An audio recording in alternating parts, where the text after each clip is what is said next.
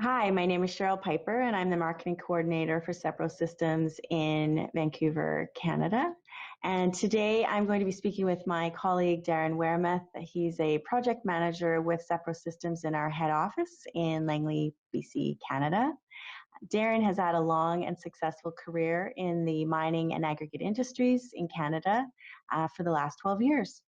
He's worked for a couple companies in the roles of technical service manager, and then at Sepro, he's been a service technician, a purchasing engineer, rotary equipment manager, and currently he is a project manager.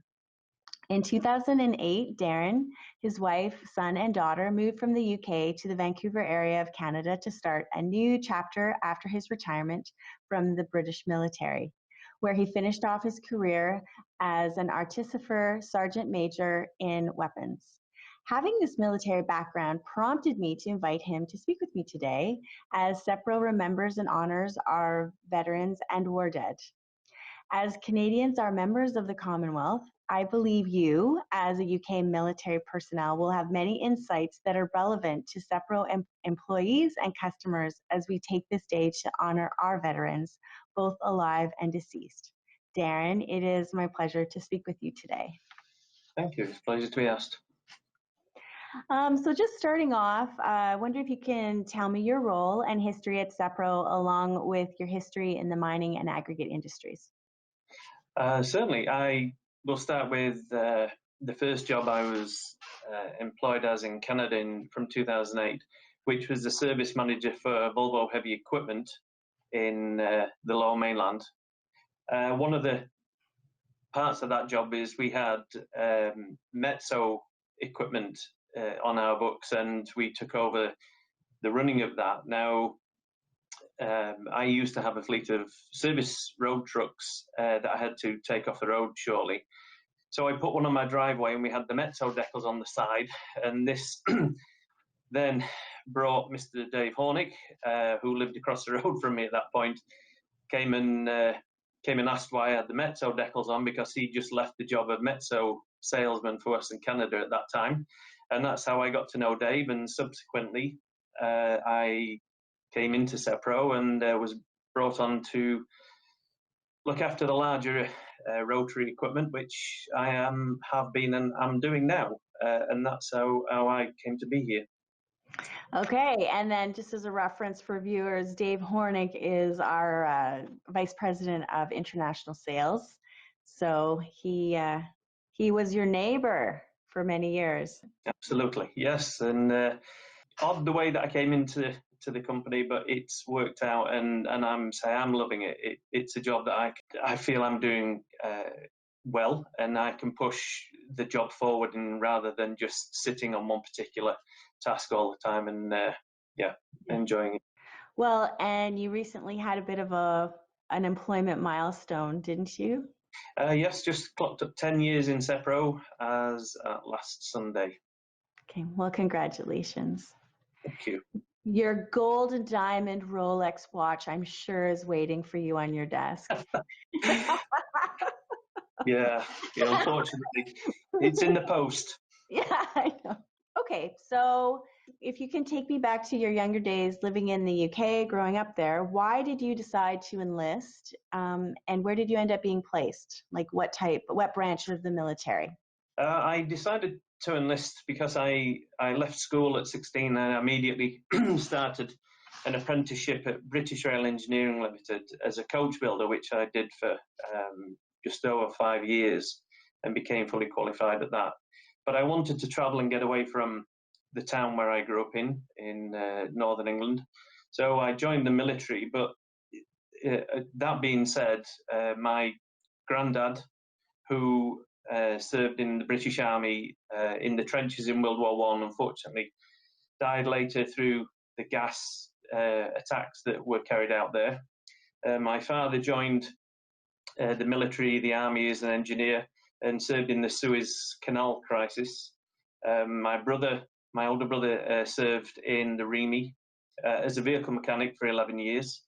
And then I joined as an armourer or a weapon technician and did 22 years and finished and left the military in 2008.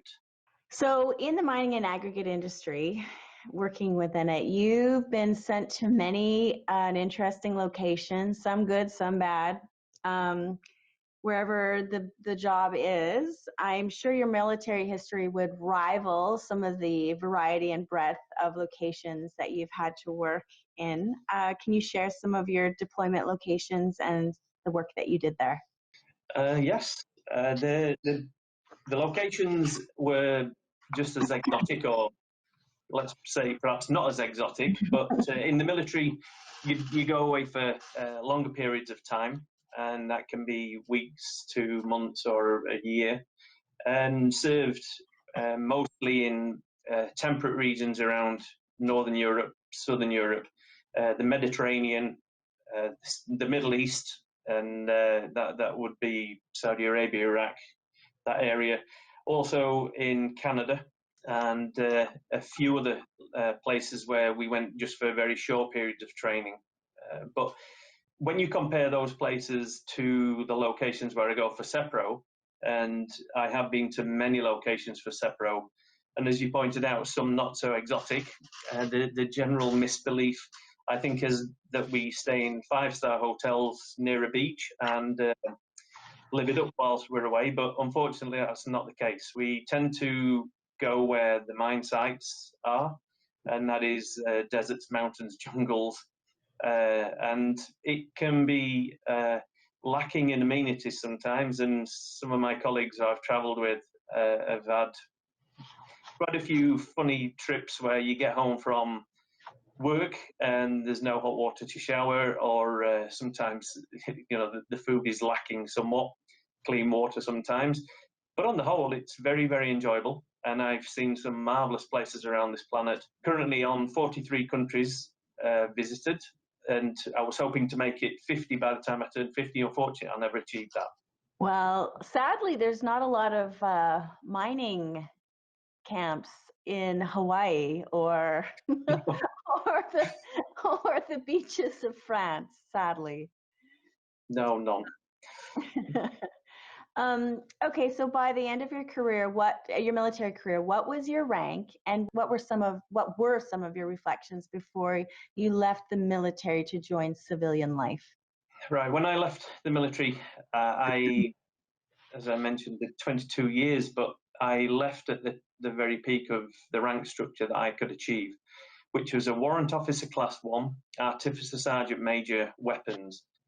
Basically, we get issued, or if you get selected as a warrant officer, you get issued a royal warrant from the Queen, and you become a sir and not a sergeant. Is a basic difference. So I chose to come to Canada with my family. We moved quite quickly and successfully, and we've been here 12 years and been very happy, and I think it was the wisest choice I could have made, and we're looking forward to many more happy years working with CEPRO and staying in Canada. Well, that kind of leads me to my next question. There's kind of an interesting story where your military time in Canada intersects with your decision to immigrate to Canada. Tell me a little bit about that. Certainly. Quite a few years ago, back in early 90s, I managed to get on what we called an adventure training trip with the British Army. A small group of us came to British Columbia for a 5-week period, and we were doing activities such as mountain climbing, canoeing, walking, trailblazing. And then at the end of the 5-week period, we had a week or so downtime, and we did spend that time in Vancouver, which is the first time I'd been, and I fell in love with Vancouver then, and it kind of stuck in the back of my mind, thinking if I ever moved anywhere in the world, it would be to Vancouver, hopefully. And then if I skip forward 10 years now, in one of my more senior roles in the military, I was what we call the WO2 AQMS weapons of an armoured battle group, which is the Challenger 2 main battle tanks, the Warrior fighting vehicles, ground troops, and all the support therein that a battle group uses. We came to Canada, to Alberta, to the Bathurst training area, and it's just outside Medhat in Alberta. We spent 6 weeks doing a full live firing battle run, And again, I fell in love with Canada and the prairies on the mountains. I just found it appealing, and it kind of ticked all the boxes for me. So subsequently, at the end of my career in 2008, my wife and I and the children decided we wanted to give Canada a try. So we signed the dotted line and came over. It was quite quick, 3 months, and we got off the plane in November 2008 and never looked back.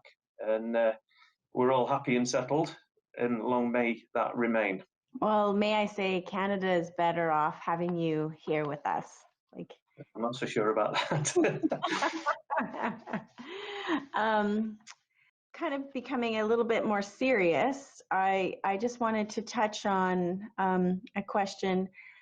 How did your experience in the military prepare you and your fellow comrades for civilian life? And if you're comfortable, what have been the struggles?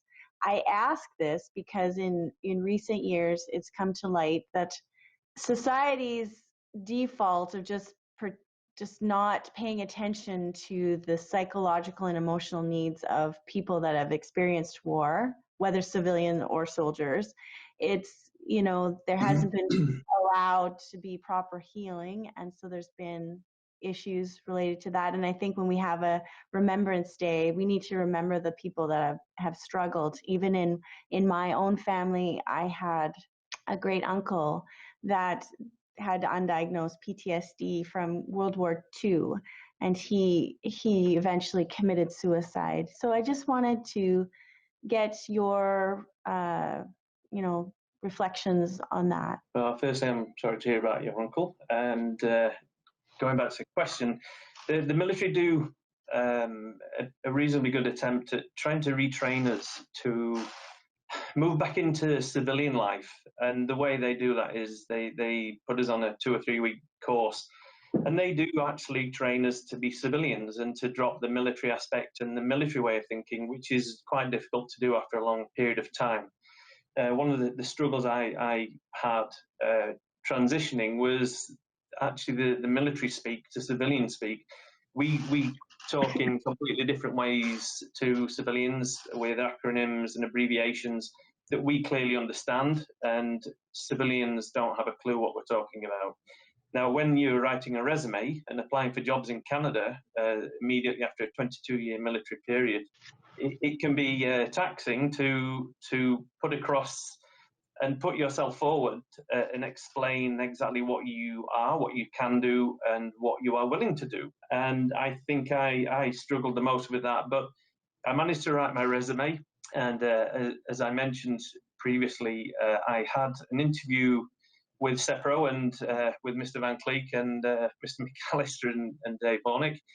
And they had a chuckle at some of the terminology I had on there, but it was explained. And fortunately, and I consider myself very lucky that I was offered a job, and say 10 years later, here we are. So it kind of worked out in that respect. Other than that, I've not struggled at all with it. But as for your point of the PTSD angle, it is worth mentioning, and I think it should be discussed because it's something that any single person can struggle with this, and it can show up in various different ways, different forms. I consider myself very lucky again that it didn't seem to affect me. I don't think I struggled with any of that sort of sense. But on return to Germany from the Middle East after the Second Gulf War, some of my guys, in fact quite a lot, did struggle extensively with it. And they range from marriages breaking up, some of my guys just becoming disassociated with their families and their children. And it's sad because there's not a great deal that we can do as the senior management in the military. It all comes down to the military aspect, and we're very lucky in the UK because the doctors do support us. They are there, and the British veterans are given a lot of opportunity for assistance on this. And it's something that I think needs to be expanded, because over subsequent conflicts, PTSD has become a huge problem for the UK, as it is in the US and some in Canada as well. I don't know how PTSD would affect everyone. Nobody knows. I was affected a little bit. One of my soldiers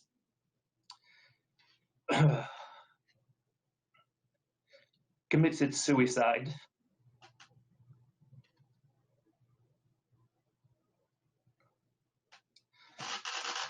And it was, it was difficult. His family, his children had a rough time, and I was fortunately there to help a little bit what I could do. And yeah, it's something that touches everybody. Thank you for sharing that. And I think we need to remember people on Remembrance Day that struggle with that as well. So thank you for sharing. So moving on, so kind of on that same vein of the theme of family, you know, sadly it touches family members beyond just the soldier. And I was just wondering, we off to talk to you because we honor veterans on a day like Remembrance Day, but I find it's not really fair to the family members and loved ones that they've left at home as well. Like there's sacrifices beyond just the military personnel. Could you share a bit more about that? Absolutely, and I would love to. As a married member of the armed forces in my later year, I was, for the first half of my 22, I was single, and so the last half I was married to my beautiful wife Fiona, and we have two children, a boy and a girl. Now, I always considered my wife as the glue to the family, and I still do, because I was expected to leave sometimes at short notice and disappear to various places around the world, sometimes for long periods of time. Now, as I mentioned, she was the glue. She's the one that kept the children in line, on track, to school. She kept the house going. She was working full time whenever we lived in the UK, and she did an outstanding job. But what you've also got to remember is she saw me off to go to war, to the Second Gulf War, and that was extremely hard on both of us. But I'd say more so on her, because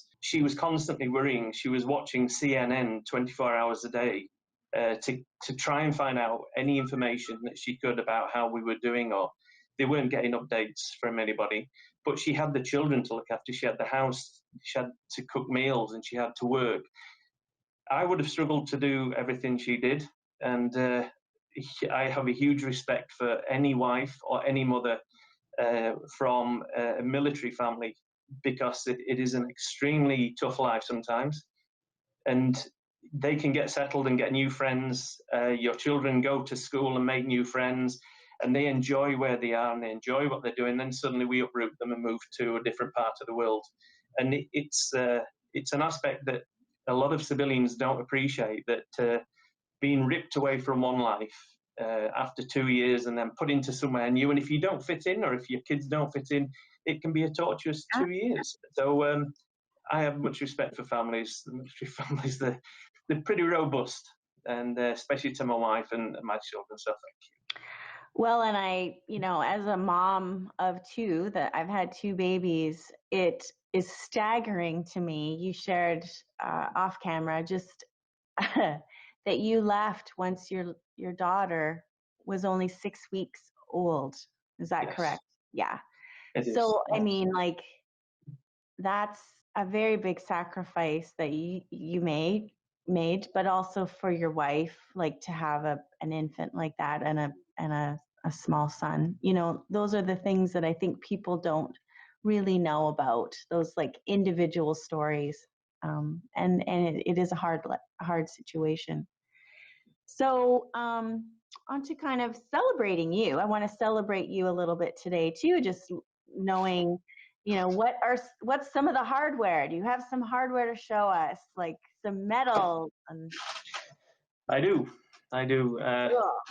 So the medals that we get, you get medals for a few different things in the British military. It's not quite the same as you see on the Americans, where they have ribbon after ribbon after ribbon.